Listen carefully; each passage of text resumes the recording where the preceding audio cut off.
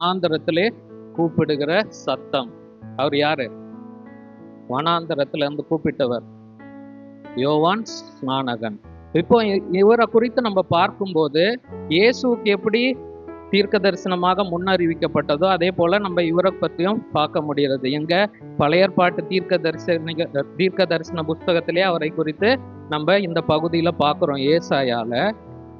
அதே போல நம்ம லூக்கால வாசிக்கிறோம். லூக்கா 1:15-17 அதுக்கு முன்பதாகவே தொடங்குது. நம்ம 15வது வசனத்துல இருந்து வாசிப்போம். ஆமென்.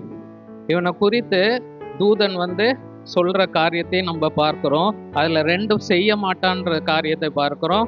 அப்புறம் சில காரியங்கள் அவன் செய்வான் என்பதை நம்ம பார்க்கிறோம். என்ன காரியம்? ஃபர்ஸ்ட், கர்த்தருக்கு முன்பதாக பெரியவனாக இருப்பான். அவன் என்ன செய்ய மாட்டான்? குடியான். தன் தாயின் வயிற்றுல இருந்து வரும்போதே என்னவா இருப்பான்? பரிசுத்த ஆவியினால நிரப்பப்பட்டு இருப்பான். எப்படி இயேசு பரிசுத்த ஆவியினால உற்பவித்து வருகிறாரு, இங்க இவர் பரிசுத்த ஆவியினால நிரப்பப்பட்டவராக வருகிறதை நம்மால பார்க்க முடிகிறது. அவர் மேல ஒரு நோக்கம் இருக்கிறது. என்ன நோக்கம்? தேவனாகிய கர்த்தரிடத்திற்கு அவர் என்ன பண்ணுவாராம்?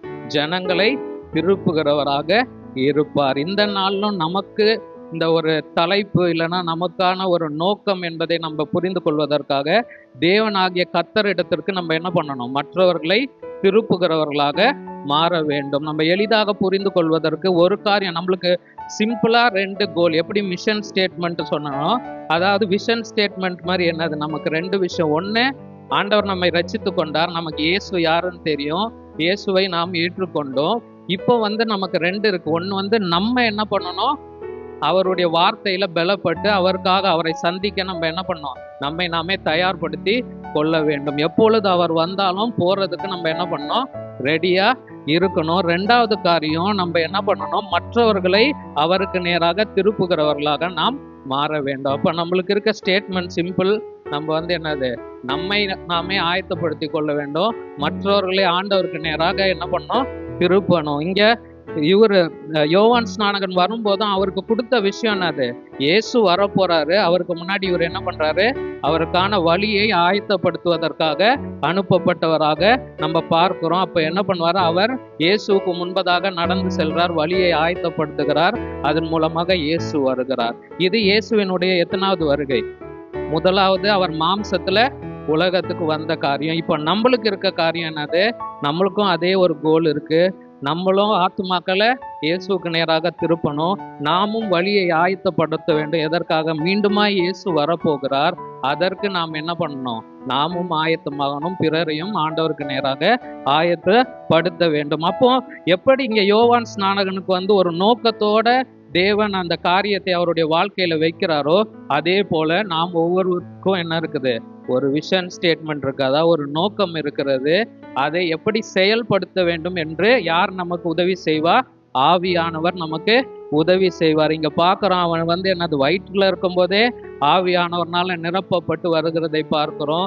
ஆவியானவருடைய பலத்தினால அவன் நடத்தப்படுகிறதை நாம் பார்க்கிறோம். நமக்கும் அதே போல என்ன இருக்குது? நாம் ரட்சிக்கப்பட்டு ஆண்டவருக்குள்ளாக வரும்போது, நாம் ஆண்டவருக்கு பரிசுத்த ஆவியானவருக்கு விட்டு கொடுக்கும் போது அவர் நம்மை அதே போல என்ன பண்றாரு? நிரப்புகிறார். நாமும் பரிசுத்த ஆவியினால் நிரப்பப்பட்டு இருக்கும் போது அப்போதான் நம்முடைய மிஷன் ஸ்டேட்மெண்ட் என்னது, அதாவது செயல்முறை எப்படி நம்ம செய்ய வேண்டும் என்பது நமக்கு புரியும், நம்மால செய்யவும் முடியும். அப்போ இந்த 2 காரியத்தை நம்ம புரிந்து கொள்ள வேண்டும். ஒன்று என்னது? நாம் ஆண்டவருக்குள்ளாக வளர வேண்டும். 2வது காரியம், மற்றவர்களை ஆண்டவருக்கு நேராக திருப்ப வேண்டும். அவர்கள் எப்படி சேர்றாங்கிறது கர்த்தர் பார்த்து கொள்வார். ஆனால் நம்முடைய காரியம் நாம் காட்ட வேண்டும். இதுதான் வழி என்பதை நாம் அவர்களுக்கு காட்ட வேண்டும். அப்போ நம்ம இங்க பார்க்கிறோம், யோவான் ஸ்நானகன் எப்படி பிறந்தாரு, நிறைய விஷயங்கள்லாம் நம்ம ஏற்கனவே நிறைய தெரிஞ்சு வச்சிருப்போம். இப்போ அவருடைய ஊழியம் தொடங்குது. ஊழியம் தொடங்குற காரியம் நம்ம பாருங்க. லூக்கா 3:6 வாசிப்போம். ஆமா, ஒரே பிரசங்கம் தான். என்னது? ஆமா, நீ மனம் திரும்பணும், உனக்கு பாவம் மன்னிப்பின் நிச்சயம் வேணும். அப்போ நாமும் நம்முடைய சுவிசேஷத்தை சொல்லும் போதும் இல்ல மற்றவர்கள் நீங்க புதுசா இயேசுவை பற்றி தெரிந்து கொள்ற நேரத்துல புரிந்து கொள்ள வேண்டியது 2 காரியம். இயேசு நமக்காக மரித்தார், நாம் அதை விசுவாசிக்க வேண்டும். 2வது காரியம், எதற்காக மரித்தார்? நம்முடைய பாவத்தை மன்னிக்க, நம்மை பாவத்திலிருந்து மீட்க. அப்ப நம்ம என்ன பண்ணணும்? இயேசு கிட்ட, இயேசுவே என் பாவத்தை என்ன பண்ணுங்க, மன்னிங்க, எங்க பாவத்தை கழுவி உம்முடைய பிள்ளையாக மாற்றுங்க என்று சொல்லி நாம் மாற வேண்டும். இங்க டைரக்டா ஒரே காரியம் தான் சொல்றாரு, மனம் திரும்புங்கள், என்ன பண்ணுங்க, பாவ மன்னிப்புக்கு என்று மனம் திரும்புதலுக்கு ஏற்ற ஞானஸ்தானத்தை பெறுங்கள் சொல்லி அவர் சொல்றார். இயேசுவும் உலகத்துல வரும்போது சிம்பிளா அதுதான், என்னது, மனம் திரும்புங்கள், பரலோக ராஜ்யம் சமீபமாய் இருக்கிறது. அப்போ எதுதான் முக்கியம்? நம்ம சொல்ல வேண்டிய காரியம் மனம் திரும்புங்க, மனம் திரும்புங்க. அது சொல்லும் போது தானா அவங்களுக்கு என்ன பண்ணுவாங்க, நம்ம இடத்துல கேட்பாங்க, மனம் திரும்புதல்னா என்னது, நான் எதை நினைத்து மனம் திரும்ப வேண்டும், இல்ல பாவம்னா என்னது, பரிசுத்தம்னா என்னது, அப்படி அவர்கள் என்னது நம்மிடத்தில் கேட்டு தெரிந்து கொள்க வேண்டிய வாசல்களை தேவன் திறந்து தருவார். அப்படி பண்ணும்போது பரிசுத்த ஆவியானவர் நமக்கு ஏற்ற வார்த்தைகளை தந்து எங்கிருந்து தருவார்? இந்த வேதத்துல இருந்து தருவாரு. அதை கொண்டு நாம் என்ன பண்ண வேண்டும்? அவர்களுக்கு சொல்ல வேண்டும். அப்போ யோவான் அவரு என்னது வார்த்தையிலெல்லாம் வளர்ந்திருந்தனாலதான் அவர் என்ன பண்ண முடியுது? ஆண்டவருக்காக எழுந்து பிரகாசிக்க முடியுது. நம்மும் வாழ்க்கையில ஆயத்தப்பட வேண்டிய நிறைய காரியங்கள் இருக்கிறது.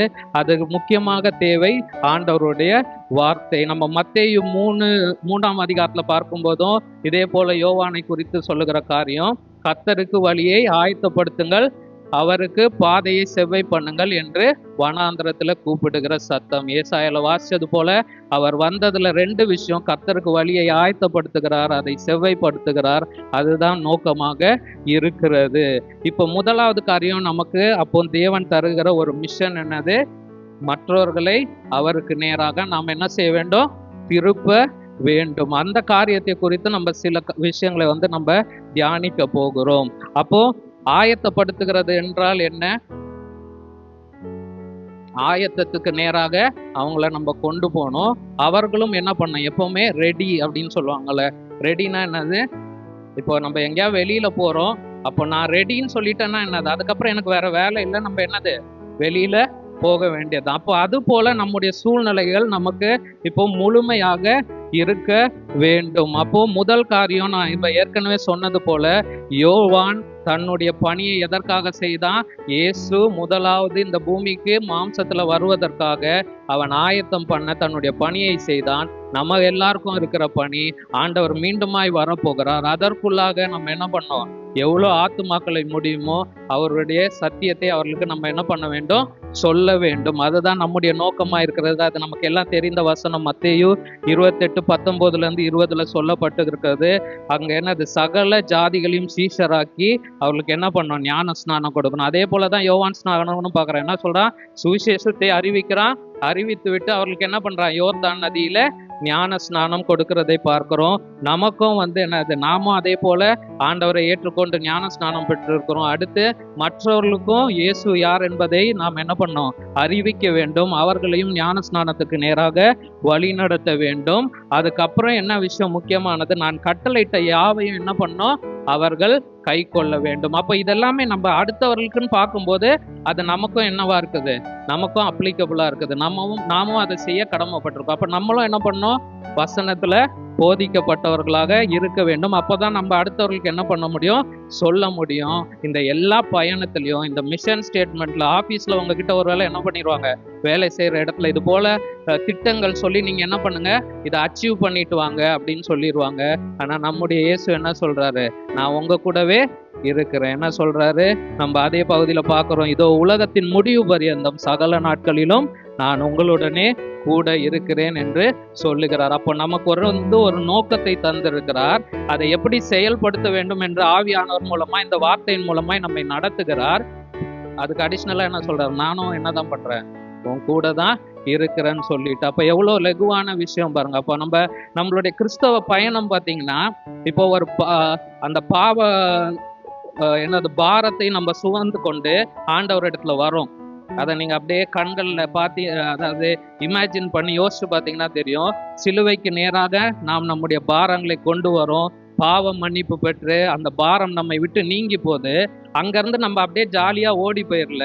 அந்த சிலுவையை தூக்கிட்டு நம்ம என்ன பண்ணோம், அது லெகுவானது. நமக்கு பார்க்க சிலுவை எப்படி இருக்கு, பாரமா கரடு முரடா இருக்கு. ஆனால் என்ன சொல்றாரு ஆண்டவர், என் சுமை என்னவா இருக்கும் உனக்கு, லெகுவாக இருக்கும். அதை நம்ம சுமந்துட்டு என்ன பண்ணோம், அடுத்தது முன்ன பாரத்தை தூக்கிட்டு இருந்தோம்.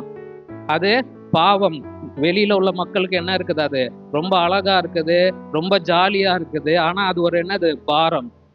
அந்த பாரத்தை நம்ம இறக்கி வச்சுட்டு உலக மக்களுக்கு பாரமாய் தோன்றுகிற சிலுவையை நம்ம என்ன பண்றோம், சுமந்துக்கிட்டு இயேசுவினுடைய பணியை நம்ம செய்ய போறோம். அப்ப அந்த பணியை செய்ய போகிற நமக்கு அவர் சொல்லுகிறார், என்னது, என்னுடைய நுகம் மெதுவாயும் அம்மா லெகுவா இருக்குது.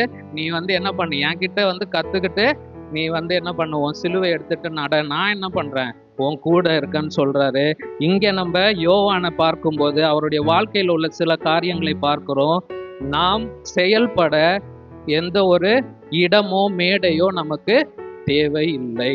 நம்ம சில நேரம் என்ன பண்ணலாம், ஒருவேளை இந்த வாய்ப்புகள் எனக்கு இப்படி அமைஞ்சதுன்னா நான் இயேசுவை பற்றி நிறைய பேருக்கு சொல்ல வாய்ப்பா இருக்கும். அப்படி கிடையாது.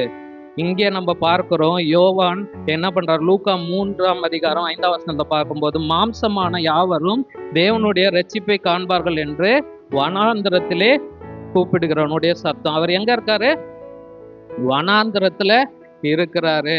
ஆனா அவர் என்னது, ஆண்டவருக்கு உண்மையா அவருடைய வேலையை செய்ய செய்ய அவருக்கு என்னென்ன வருது, ஆட்கள் அவரை தேடி வர ஆரம்பிக்கிறாங்க. ஆட்கள் மட்டுமா வந்தாங்க, அவருக்கு சீஷர்கள் வரைக்கும் என்னது, அவருக்கு உதவி செய்கிறதற்கு சீஷர்கள் வரைக்கும் அவரை பின்பற்றுகிறதற்கு வருகிறதை நம்மால பார்க்க முடிகிறது. அப்ப நமக்கு எங்க ஆண்டவர் நம்மை வைத்திருக்கிறாரோ அங்க அவரால் பயன்படுத்த முடியும். நம்ம என்ன பண்ணணும், அந்த நோக்கத்தை நம்முடைய மனதில் வைத்து கொண்டு நாம் செயல்பட ஆரம்பிக்க வேண்டும். அப்போ நமக்கு அது வனாந்திரமாக இருந்தாலும் சரி, எந்த ஒரு இடமாக இருந்தாலும் சரி, அது நமக்கு பிரச்சனை இல்லை. நம்முடைய நோக்கம் அது எப்பேற்பட்ட இடமா இருந்தாலும் கர்த்தர் என்ன பண்ணுவாரு, அதை நிறைவேற்ற நமக்கு உதவி செய்வார். அடுத்த காரியம், நம்ம ஏற்கனவே பார்த்தது போல யோவானுடைய அவர் சொல்லுகிற அந்த செய்தி என்னது, யார் வந்தாலும் சரி, அது ஏழையோ பணக்காரனோ இல்ல பரிசேயனோ சதுசேயனோ இல்ல தீர்க்கதரிசியோ, யார் அங்க வந்தாலும் அவர் சொல்லுகிற ஒரே செய்தி என்னது, மனம் திரும்புங்கள்,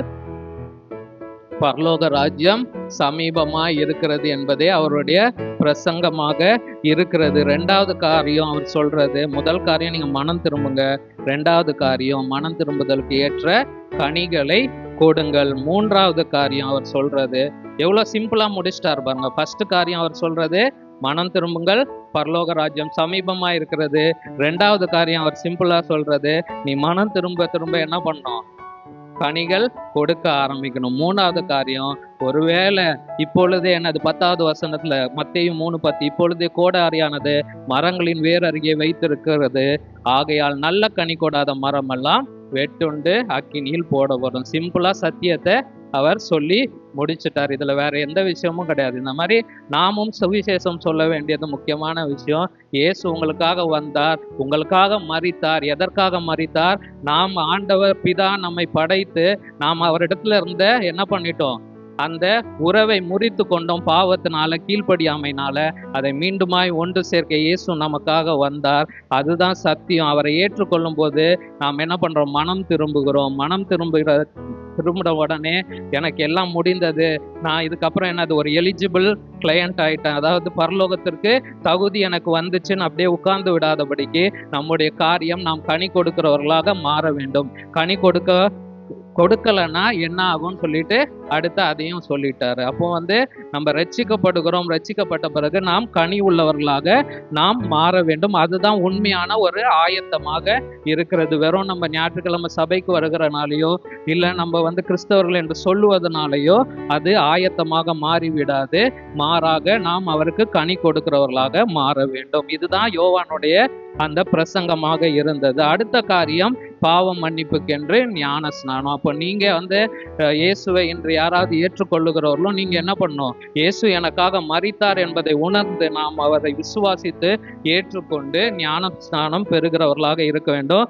ஞான ஸ்நானம் பெற்றவர்களும் அதற்கேற்ற கனி கொடுக்கிறவர்களாக நாம் மாற வேண்டும். அதற்கு தகுதி உள்ளவர்களாக, அதற்கு பாத்திரமானவர்களாக நாம் என்ன பண்ண வேண்டும்? மாற வேண்டும். அந்த உடன்படிக்கையில உறுதியாய் நாம் இருக்க வேண்டும். அப்ப யோவான் மார்க்கு 1:4 அவர் பார்க்கிறோம், யோவான் வனாந்திரத்திலே ஞான ஸ்நானம் கொடுத்து பாவ மன்னிப்புக்கென்று மனம் திரும்புதலுக்கேற்ற ஞான ஸ்நானத்தை குறித்து பிரசங்கம் பண்ணார். ஏன்னா இயேசு என்ன சொல்லியிருக்காரு? நமக்கும் அதே காரியம் தான் சொல்றாரு. என்ன சொல்றாரு? உலகம் எங்கும் போய் என்ன பண்ணுங்க? சீஷராக்கி ஞான ஸ்நானம் கொடுங்க. அவ்வளவுதான், சிம்பிள். அதே போல இங்க யோவானும் அதே காரியத்தை செய்கிறதை பார்க்கிறோம். நாமும் அதற்கு நேராக ஆத்துமாக்களை வழி நடத்துகிறவர்களாக இருக்க வேண்டும். அடுத்த காரியம் நம்ம பார்க்க கூடியது யோவானுடைய குணாதிசயம். அவர் ஒரு தாழ்மையான அவர் நம்ம நேற்று யார் வந்தீங்கன்னு தெரியல, இப்ப நம்ம அவரை குறித்து என்ன பார்த்தோம்? யாருடைய மகன் அவர்? சகரியா என்னவா இருக்கிறாரு? ஆசாரியனா இருக்கிறார். அவரும் என்ன பண்ணலாம்? இவரும் அங்கேயே இருந்து தகப்பன் கீழேயோ இல்ல அந்த ஊர்ல இருந்து நானும் ஆண்டவருக்கு வழி நடத்துகிறேன், இல்லை ஆயத்தப்படுத்துகிறேன் வழியை அப்படி சொல்லிட்டு அவர் இல்லை. தேவனுடைய நோக்கத்தை புரிந்து கொண்டு என்ன பண்றாரு? வனாந்திரத்துல போறாரு. அங்கேயும் என்ன பண்றாரு? அவரு எளிமையான அங்க அவருக்கு தேவன் என்ன கொடுத்தாரோ, ஆண்டவர் கொடுத்த காரியத்தை வைத்து அவர் வாழுகிறதை நம்மால பார்க்க முடிகிறது. மத்தேயு 3:4 அதிகாரம் 4 இந்த யோவான் ஒட்டக மயிர் உடையை தரித்து தன் அறையிலே வார்க்கச்சையை கட்டி கொண்டான். அவனுடைய உணவு என்னவா இருக்கிறது?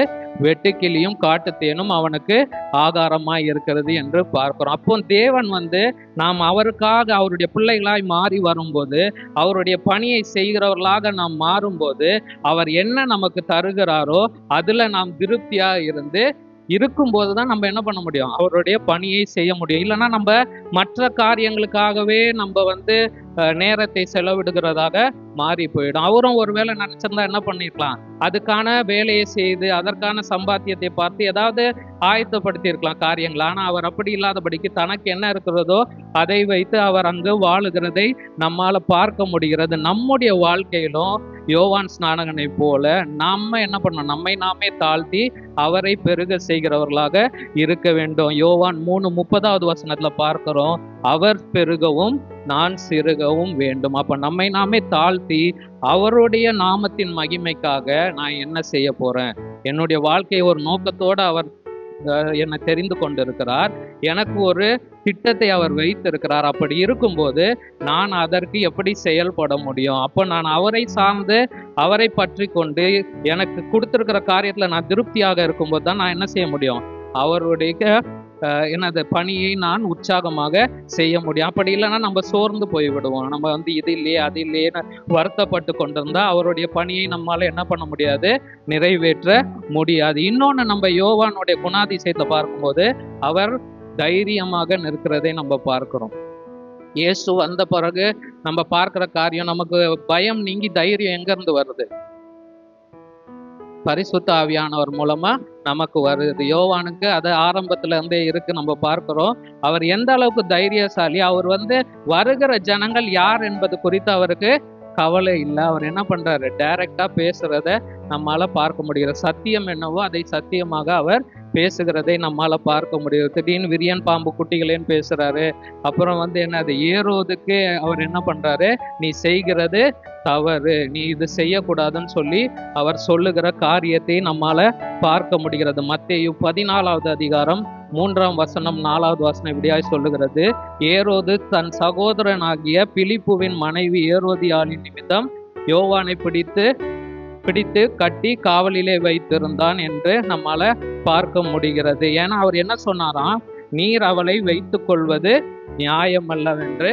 யோவான், அது அவரோட ஒரு ராஜாவா இருந்தாலும் நீங்க செய்யறது தவறுனா தவறு, இது தேவனுக்கு பிரியமான காரியம் இல்லை என்று அவர் சொல்வதில் அவர் ஸ்ட்ராங்கா இருக்கிறதை நம்மால பார்க்க முடிகிறது. அப்போ அந்த தைரியம் நமக்கு வேணும். நம்ம ஒருவேளை பரிசுத்த ஆவியானவர் நமக்குள்ள இல்லைன்னா, அந்த நிறைவு நமக்குள்ள இல்லைன்னா, ஒருவேளை நம்ம சூழ்நிலைகளை பார்த்து பயந்து இயேசுவை குறித்து சில இடத்துல சொல்றதுக்கு ஆசை இருந்தாலும் என்ன பண்ணுவோம்?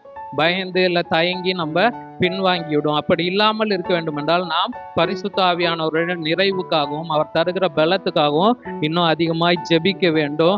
அப்படி இருக்கும்போது அவர் என்ன பண்ணார்? நம்மை நிரப்பி நம்மை நடத்துகிறவராக இருப்பார். அந்த ஒரு காரியத்தினாலதான் அவருக்கு என்னாச்சு?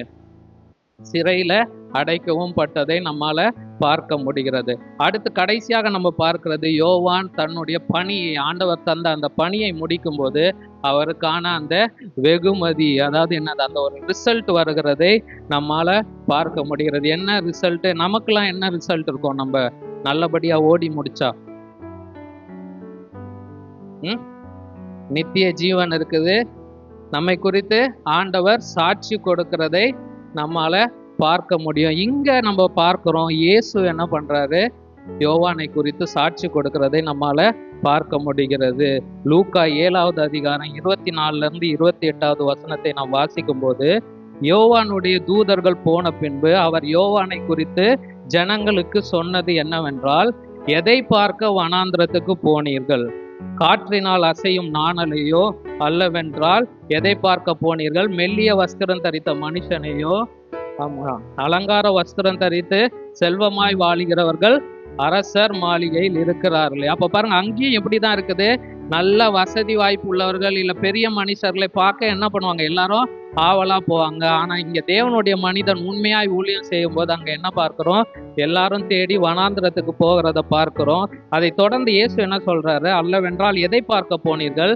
தீர்க்க தரிசியையோ அப்படின்னு சொல்லிட்டு அவர் என்ன சொல்றாரு, ஆம், தீர்க்க தரிசியை பார்க்கிலும் மேன்மை உள்ளவனை என்று உங்களுக்கு சொல்லுகிறேன். அப்ப யோவானை குறித்து இயேசுவே சாட்சி கொடுக்கிறதை நம்மால பார்க்க முடிகிறது. அங்க என்ன சொல்றாரு, இதோ நான் உன் தூதனை உனக்கு முன்பாக அனுப்புகிறேன், அவன் உனக்கு முன்பாக முன்னே போய் உமது வழியை ஆயத்தம் பண்ணுவான். அப்போ என்னது, 28வது வசனத்துல அடுத்த சாட்சி கொடுக்கிறாரு, ஸ்திரீகள் இடத்தில் பிறந்தவர்களில் யோவான் ஸ்நானனை பார்க்கிலும் பெரிய தீர்க்கதரிசி ஒருவனும் இல்லை அப்படி சொல்லப்பட்டிருக்கு.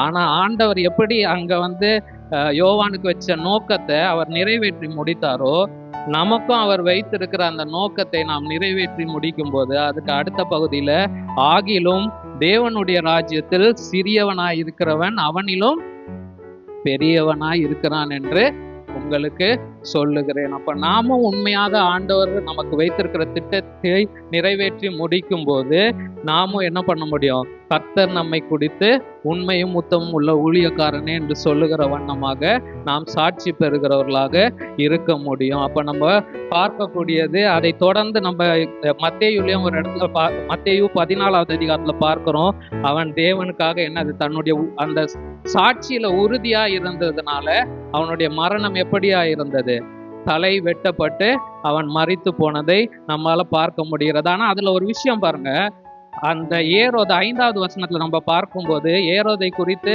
அவன் என்ன சொல்றான், நீ இப்படி பண்றது தப்புன்னு சொல்லி குற்றப்படுத்தும் போது 5வது வசனத்துல என்னது, ஏரோது அவனை கொலை செய்ய மனதாய் இருக்கிறான். ஆனா அவன் தீர்க்கதரிசி என்று மக்கள் என்றனால என்ன பண்றான், பயப்படுகிறான்னு பார்க்கிறோம். ஆனா அதே ஏரோதை குறித்து நம்ம பின்னாடி வாசிக்கும் போது தொடர்ந்து வாசிச்சோம்னா, அவர் அவருடைய பிறந்த நாள் வருது, அங்க நடனம் நடக்குது, ஏரோதியாளுடைய குமாரத்தி என்ன பண்றாங்க, டான்ஸ் பண்றாங்க. உடனே இவரும் சந்தோஷமாயிட்டு என்ன பண்றாரு, நீ என்ன வேணாலும் கேளு நான் தரேன்னு சொல்றாரு. உடனே அவங்க என்ன கேட்கறாங்க, அவங்களுடைய தாய் சொன்னதை வைத்து சொல்றா, எனக்கு என்ன வேணும், யோவான் ஸ்நானனுடைய தலையே எனக்கு ஒரு தட்டுல வச்சு தரணும்னு சொல்றாரு. 9வது வசனத்துல என்ன சொல்லப்பட்டிருக்கு, ராஜா துக்கம் அடைந்தான்.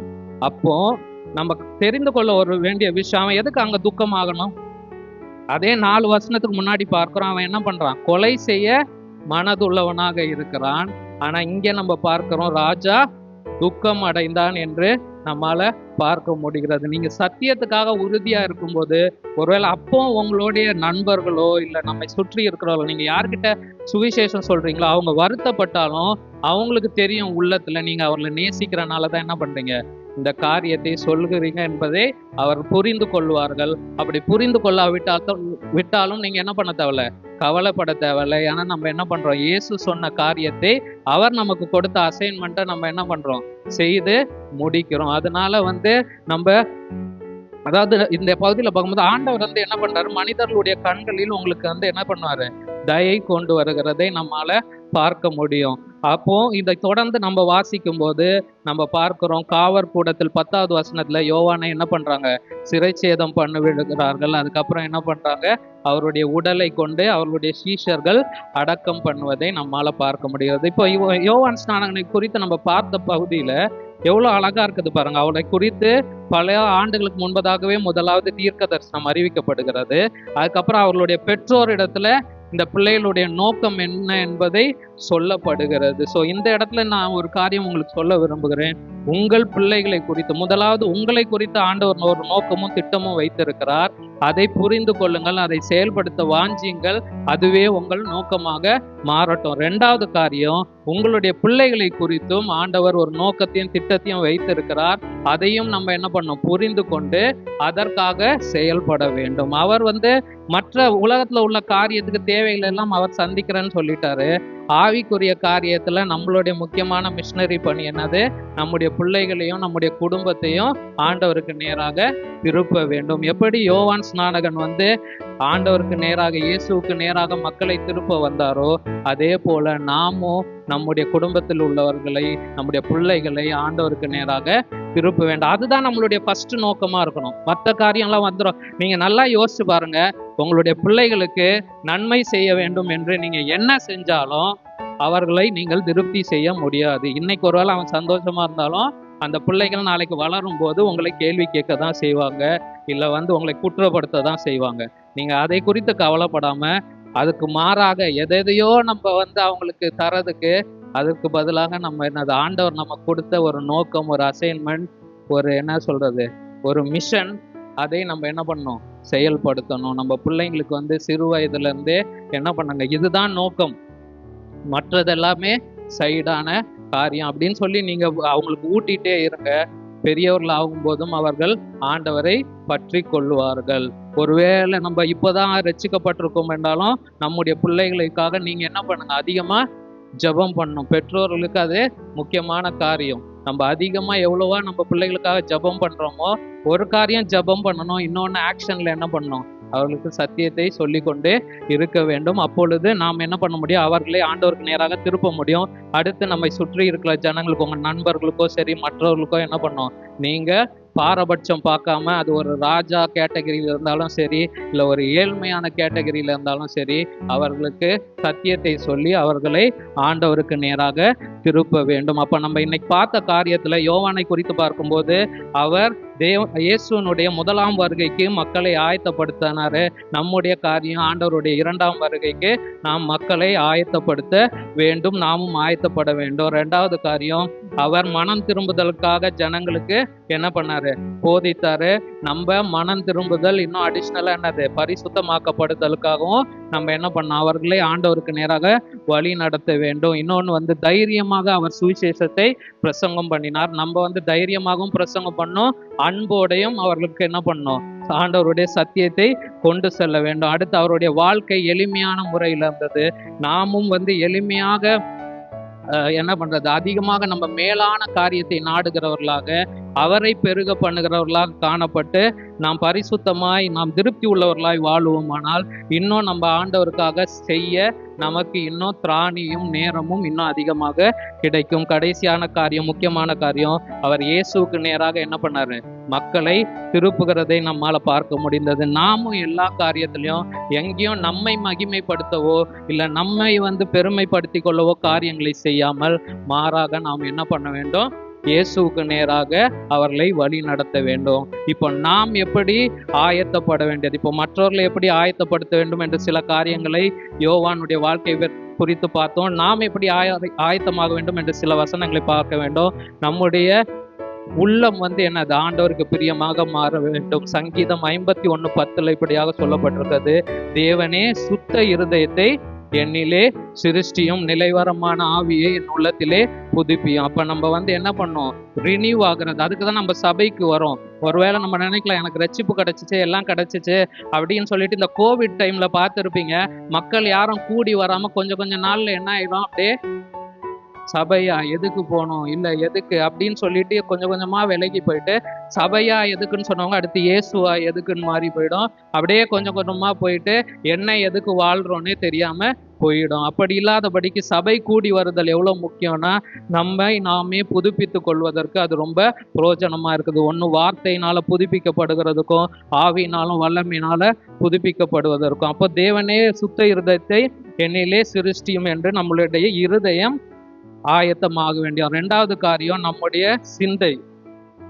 சிந்தை எப்படி மாற வேண்டும்? கொலோசியர் 3:2, பூமியில் உள்ளவைகளே அல்ல மேலானவைகளே நாட வேண்டும். என்னுடைய சிந்தை எப்பவுமே என்ன பண்ணணும்? மேலான காரியத்தை, தேவனுக்கு அடுத்த காரியத்தை நாடுகிறதாக இருக்க வேண்டும், பூமிக்கு அடுத்தவைகளே அல்ல. மூன்றாவது காரியம், நான் விசுவாசத்துல இன்னும் ஆயத்தப்பட வேண்டும். எப்படி விசுவாசத்துல?